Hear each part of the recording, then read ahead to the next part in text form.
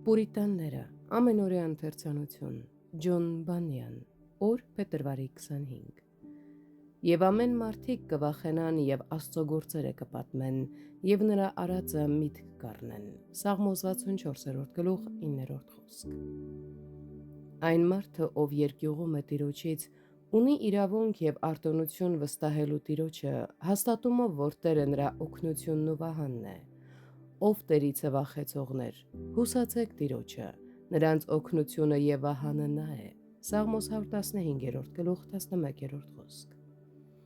Եվ ահա ինչ մեծ արտոնություն է սա։ Մեղավորների ընդհանուր հորդորը վստահել նրան մեծ և փառահեղ արտոնություն է, բայց երբ մարդուն զատում են իր բարեկամներից, երբ նրան դիմում են երկնքից, կարծես անունով, որ Աստված տվել է նրան արտոնություն, հատուկ և եզակի արտոնություն վստահելու նրան, դա շատ ավելին է, բայց այնուամենայնիվ Տերը տվել է այդ արտոնությունը տվյալ մարդուն։ Նա ունի այդ անելու արտոնությունը, որ գրվել է Սուրբ Հոգու կողմից և արձանագրվել նրանց համար, որոնք պիտի վերածնվեն և պիտի երկյուղեն Տիրոջից, որպեսզի վստահեն նրան։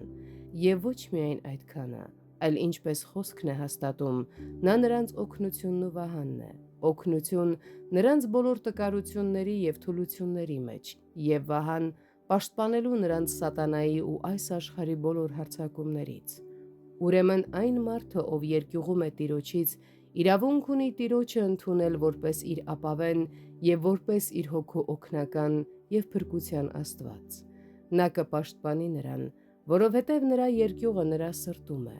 Ով Տիրոջ ծառաներ, դուք որ երկյուղում եք նրանից, ապրեք այս մխիթարությամբ, համարձակորեն օգտվելով դրանից, երբ նեղության մեջ լինեք։